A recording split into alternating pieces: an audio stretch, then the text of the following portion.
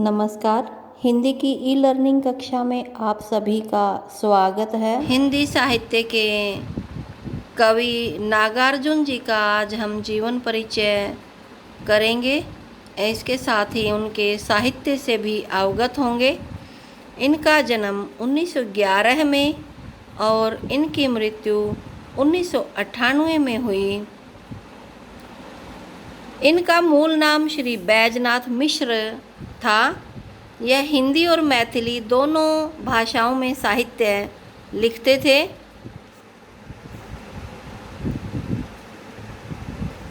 मैथिली भाषा में ये यात्री नाम से और हिंदी में नागार्जुन नाम से अपनी रचना करते थे। इनका जन्म बिहार प्रांत के मिथिलांचल क्षेत्र के सतलखा गांव में हुआ। इनके पिताजी का नाम गोकुल मिश्रा, माता का नाम उमा देवी। हिंदी साहित्य में इन्हें बाबा नाम से भी जाना जाता है। इन्होंने उच्च शिक्षा संस्कृत भाषा में प्राप्त की थी। कविवर नागार्जुन अनेक साहित्यकारों के संपर्क में आए, किंतु निराला जी से ये विशेष रूप से प्रभावित हुए। सन 1962 में भारत पर चीन के आक्रमण के पश्चात कम्युनिस्ट पार्टी की सदस्यता से त्याग पत्र दिया। अतः आज़ादी के आंदोलनों में भी इन्होंने बढ़ चढ़कर भाग लिया। 5 नवंबर 1998 में इनका देहांत हो गया। साहित्य में योगदान।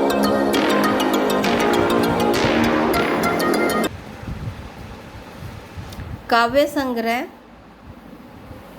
नागार्जुन जी के काव्य संग्रह हैं युगधारा, सतरंगे पंखों वाली, प्यासी पथराई आँखें, तालाब की मछलियाँ, खिचड़ी विप्लव देखा हमने, तुमने कहा था, पुरानी जूतियों का कोर्स, हजार हजार बाहों वाली, पका है कटहल अपने खेत में, भूमिजा, पत्रहीन, नग्न गाछ।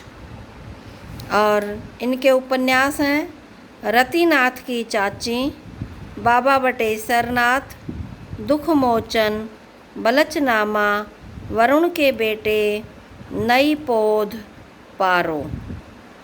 खंड काव्य है भस्मांकुर। इन्होंने अनुवाद भी किए। नागार्जुन जी द्वारा किए गए अनुवाद विद्यापति के गीत का अनुवाद किया। मेघदूत और गीत गोविंद के हिंदी अनुवाद भी इन्होंने लिखे। नागार्जुन जी के काव्य की विशेषताएं। इनके काव्य में सामाजिक विषमता का चित्रण है। इन्होंने अपने काव्य में समाज में व्याप्त बुराइयों, विषमताओं, जातिगत भेदभाव, भ्रष्टाचार आदि का यथार्थ वर्णन किया है। इसी यथार्थ वर्णन की एक पंक्ति, कई दिनों तक चूल्हा रोया, चक्की रही उदास। ग्रामीण जीवन में यथार्थ रूप से जैसी स्थिति है उसका रूबरू इन्होंने अपनी कविताओं में किया है। विद्रोह एवं क्रांति का स्वर। वे वर्तमान शासन व्यवस्था से असंतुष्ट थे, जिसमें अमीर और अमीर तथा गरीब और गरीब होता जा रहा है। देश हमारा भूखा नंगा घायल है बीमारी से, मिले न रोटी, रोजी भर के दर दर बने भिखारी से।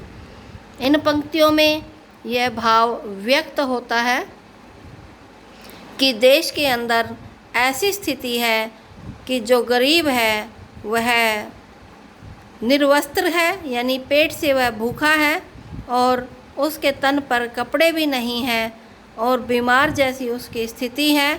उसे अपने रोजी रोटी के लाले पड़े हैं। वह दर दर भिखारी की तरह भटक रहा है। जनवादी दृष्टिकोण। नागार्जुन जी गरीब व अभावग्रस्त समाज के व्यक्ति के पक्षधर बनकर आगे आए हैं। इसी कारण इनकी कविताओं में चाहे नगर हो या गांव हो, वहाँ की गरीब जनता का समान रूप से अपनी कविताओं में वर्णन किया है। शोषकों के प्रति घृणा, समाज का जो पूंजीपति वर्ग है, जो समाज के गरीब तबके का शोषण करता है, उसके प्रति कवि ने अपने घृणा भाव काव्य के माध्यम से प्रकट किए हैं। राष्ट्र प्रेम, देश प्रेम का वर्णन करना भी वे अपने काव्य में नहीं भूले। प्रकृति प्रेम, नागार्जुन जी का प्रकृति से विशेष लगाव था।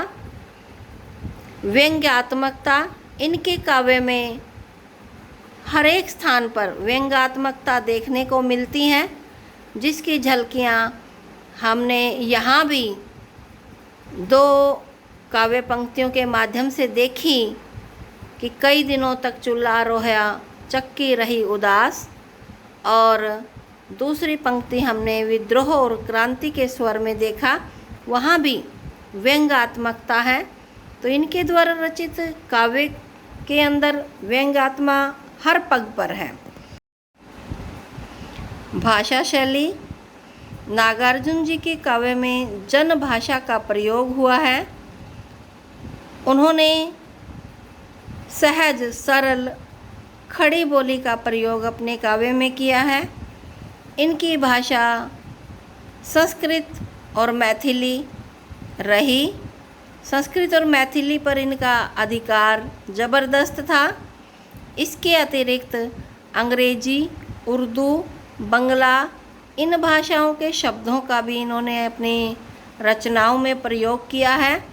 मुहावरे और लोकोक्तियों के प्रयोग में भी कवि पीछे नहीं रहे हैं। व्यंग्यात्मकता उनकी भाषा की प्रमुख विशेषता रही है। नागार्जुन जी हिंदी प्रगतिशील काव्य जगत के आधार स्तंभ रहे।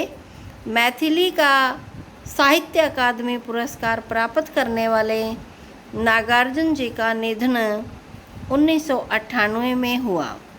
नागार्जुन के जीवन परिचय और साहित्य परिचय पर आधारित कुछ प्रश्न जो गृह कार्य में दिए जा रहे हैं। नागार्जुन का मूल नाम क्या है? नागार्जुन का जन्म कब और कहाँ हुआ? इनके काव्य के भाव पक्ष की विशेषताएं लिखिए।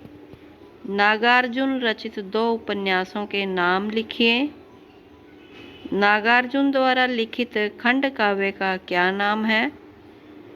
नागार्जुन के